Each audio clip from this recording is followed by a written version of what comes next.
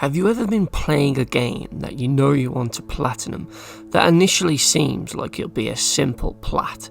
Then, as you get several trophies into the journey, you stumble across your first real test, the first major roadblock in that quest for the platinum. A simple sounding silver or bronze trophy that on paper should be an easy one, yet after your first few failed attempts to progress towards unlocking it, you quickly realise that this simple plat is about to turn into a frustratingly bullshit one. Because there's a lot more to this trophy than its description lets on. And obviously, the choice would be to just let it go. Finish the story and leave it at 80% of the trophies unlocked. But no, that trophy hunter inside of you can't let this one trophy beat you, as you've got on all the other trophies in the game, and you're so close to the platinum now that you simply can't give up. So, you do what any other trophy hunter does, and you push through and try and grind it out. As the hours turn into days, and the days turn into weeks, you begin to lose all count of all of your failed attempts, and the time you spent on it just becomes a blur. Your friends, your job, hell, even eating doesn't matter anymore, as the only thing you can think about is that damn fucking trophy that has been taunting you for what feels like forever. It's left you close to the edge, questioning your gaming choices, but you want that trophy. You need that trophy, and one way or another, you will get that damn trophy and the platinum.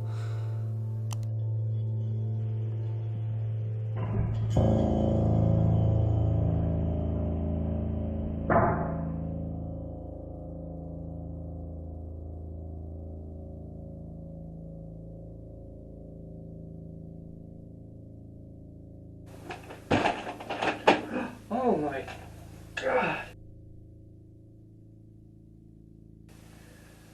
Oh, sack boy. What are you doing, mate? You know how you get when you've eaten all the ketchup? God, is this over that trophy? Come on, take that stupid beard off. Oh, if it means that much to you, mate, I'll get you that trophy myself. Come on, how hard can it be? I gotta make sure I pop that one bullshit PlayStation trophy.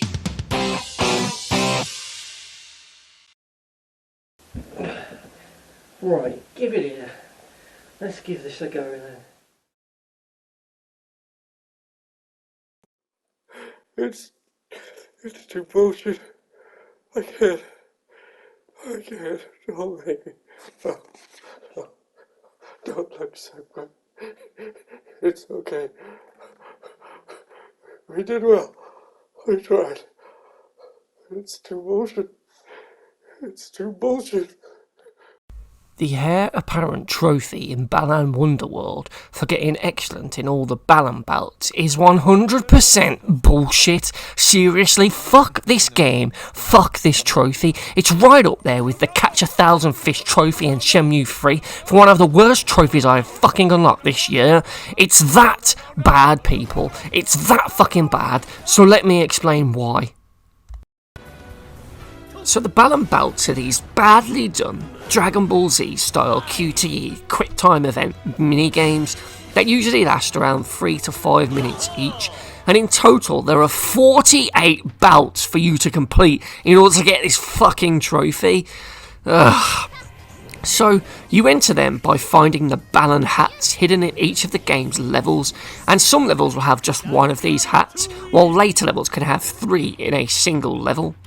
The aim is to get an excellent rank on each of these bouts, and you do this by pressing X when prompted at the correct time in order to get an excellent rating for that button press. But the problem is that you will need to do this between 4 and 6 times in a row, depending on the bout that you've gone into. Plus, it's not simply a case of pressing X when that button appears on screen either, as they decided to go with a much worse mechanic in my opinion, of having an image of Balan move across the screen that you then need to line up with the Balan character that is animating around.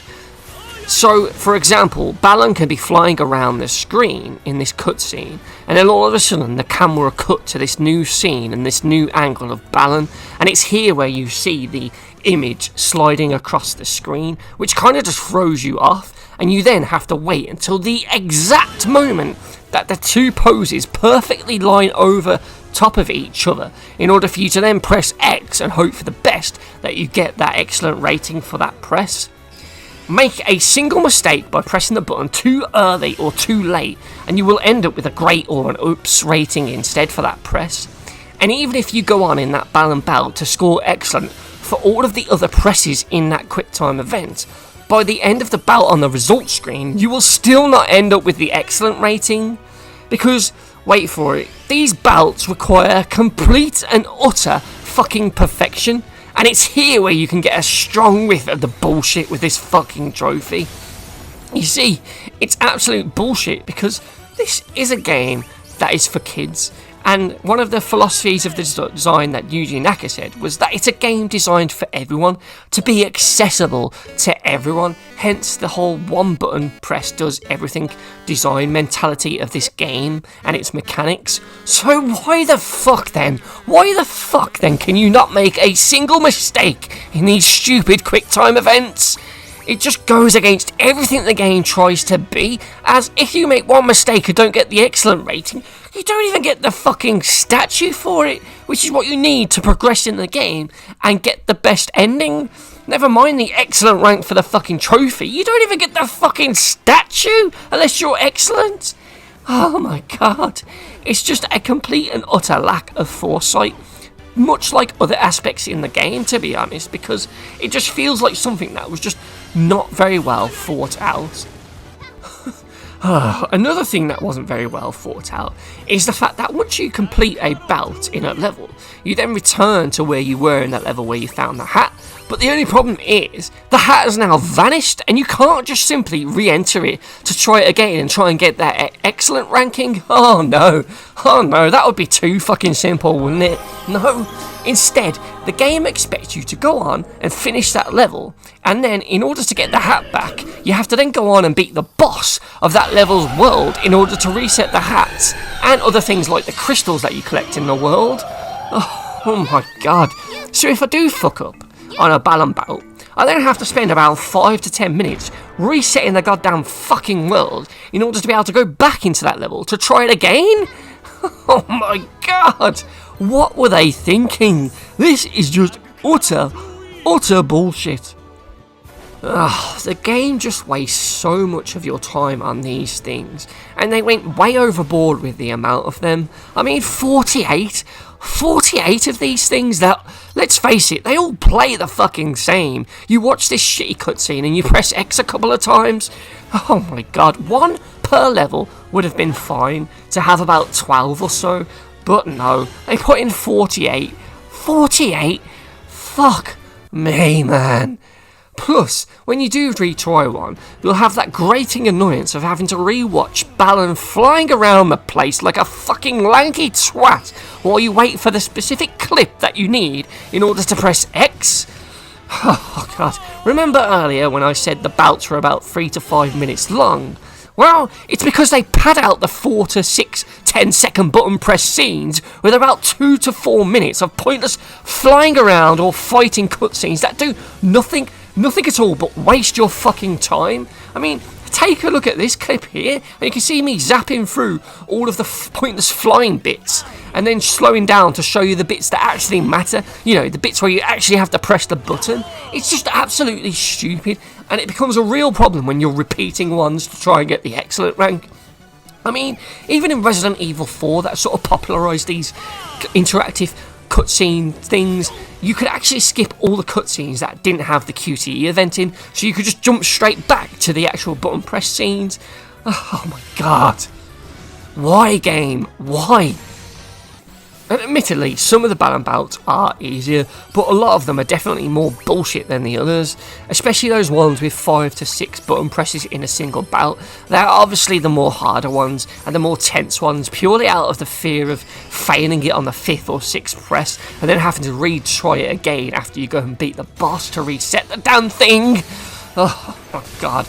However, it usually comes down to what button press scenes are actually in the bout as to whether it's hard or not, as these vary from bullshittingly simple to bullshittingly hard, and here are some of the ones that I had the most trouble with. So during the bouts, it's often very hard to see where the template is coming in from and just when you should press it, because sometimes it can be right over him, but it's actually the wrong time to press it because Balan still needs to move into it, kind of thing. So here you can see it overlaps it, but if you press it too early you won't get it. Another one as well that shows this is the uppercut, as you have to really wait for his arm to come up, so you're having to look at a different bit that you're not normally looking at, as I would always look at the sort of top right point of his top hat. Another one here where he lunges down and leans into the pose. That one can also be quite tricky because it's very timing heavy. You sort of have to do it as your button press just as he's about to go into that pose, so you can spam the button straight away and hit it. These spinning kick ones are really hard as well. I was always looking at Balan's thing coming in, but you're better off looking at the sort of meteorite on the right as that comes in and just time it with that to sort of press it as the meteorite comes in and sort of stops and touches his foot. That was the best way for me to get past that spinning kick one, because that did cause quite a lot of fails. Any of the ones where Balan would jump up into the air and then come down onto the camera, like the butt stomp, those are also a little bit tricky because I would always panic and press it slightly beforehand so I wouldn't get the butt stomp right.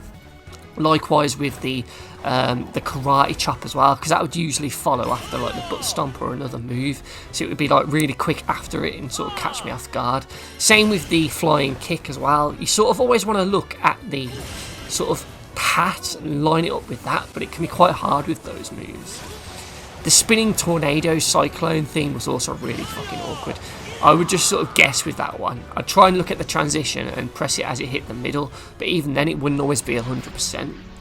When he's fighting the other character as well and he throws the fireball, that one would sometimes catch me off guard as well, because again, you need to sort of delay your button press and sort of press it just before it actually hits you. So here you don't want to look at the transition, you want to look at the fireball and do it just as it gets into his hands, because even though the overlay is over the top of Balan, if you press it straight away, it's not going to be lined up right, so it's really awkward and really frustrating ones like that, especially when they cost you a run. Likewise, even at the end, sometimes I would get caught out on the final one. Even though that is an easy one, you just need to look at the top point of Balan's hat and wait for the transition thing to come over it, and then once it looks clear, press the button. But it's one that just you need to hold your nerve, because that's what will make or break you. If you panic and you just do it too quickly, you'll end up fucking up. Even those ones where you have to spam the button, they could sometimes catch me off guard because I wasn't quite ready for it, or I couldn't quite see the others sneaking in underneath the main one that I was looking at, and I'd be like, oh shit, and I'd have to quickly try and spam it. I hope that I pressed it enough times in order to get it. For the most part, you'll probably get one of those in a Balan Bout, and it's always a nice break when you get them because they are the easier one, but just be aware that they do come up. So yeah, those were the trickiest ones for me, but I'm sure it would be different for everyone. The Heir Apparent trophy in Balan Wonderworld really is just an awful experience to try and unlock it, because on paper it's so simple. It's just a quick time event where you press the button, but the amount of them that you have to do and the fact that you have to be 100% perfect just makes it a really frustrating slog to try and get all of them and get all of those statues. Plus, it's also tied into the trophy for getting all the statues, so it is something that you'll have to do if you want to get the good ending, never mind the platinum. And it just doesn't feel right. It doesn't feel like it should have been like that. You should have been able to make one, maybe even two mistakes and still get the excellent rank, because the game, like I said, was designed to be really accessible, but this bit just seems really jarring in comparison to the rest of the game, where this bit demands perfection and nothing respawns on you, so you have to go the long way round to get them back and try again, whereas everything else respawns. You can pick up the power-ups and after a couple of seconds they'll respawn. You can kill enemies and after a few seconds they respawn. So why don't the hats? It just feels really at odds with the rest of the game and really out of place. And just the fact that there's 48 of them, it's way too many, and it just makes this a really frustrating experience. And it was one that I thought at one point I wasn't going to get the platinum because I just couldn't stand this anymore, because it just really piss you off. Now, I did do a little trick here where I would make a save in the level at a checkpoint once I found a hat, and then I would back that up to the cloud, and if I failed I would just quit the application, download my save so I could go back and do it that way instead of having to fight all the bosses, because if you were to do it the way the game intended it to, it'll take you twice as long, and it's already way too long as it is, and already way too bullshit. And even with that little hack to make it a bit easier, it's still a nightmare to try and do, and one that I just really didn't enjoy. And this isn't exactly a great game anyway, and this just makes the experience worse in my opinion. It's frustrating because you can make progress, you can get a couple in a row done, and you think, yeah, I'm doing well here, and then you'll hit a roadblock on one that fucks you up, and you have to do an awkward thing to get back to it in the level, and then by the time you've got there, you kind of forgot what the order of the sequences were, and then you mess up again, and it just makes it more and more frustrating. And thankfully, the sequences that you have to press the buttons on, they do repeat throughout the levels, so eventually with time and a bit of patience going through this to get all 48, you will start to remember some of these sequences and just remember when exactly you should be pressing the button. But still, the fact that you have to do 4 or 6 or 5 in a row, it adds that extra pressure onto you, and if you're quite nervous you might accidentally press it at the wrong time, and that makes it even harder. And it's just really frustrating. But if you keep practicing, it is something that eventually you will get the better of. But unfortunately, it's not like the movies where the whole of the training is done in a 2-minute montage. In real life, you're going to have to put in the hours in order to get good at these and remember all the patterns and when to press the buttons in order to be able to get the excellent ratings on all of them. And at that point you'll be questioning whether it's worth it, because it really is just a horrible experience. It's an absolute slog, and one that I didn't enjoy, but I was just way too stubborn. I'd come that far at that point, doing all the other crap in the game, that I didn't want this to beat me. This simple little QTE was not going to beat me, so I did put the grind in, I did put the hours in, and eventually I got it. Oh, god damn it, I'm never going to get these. Oh, shit. Even Sackboy's got to sleep. Oh, man. I wish there was some easier way to do these.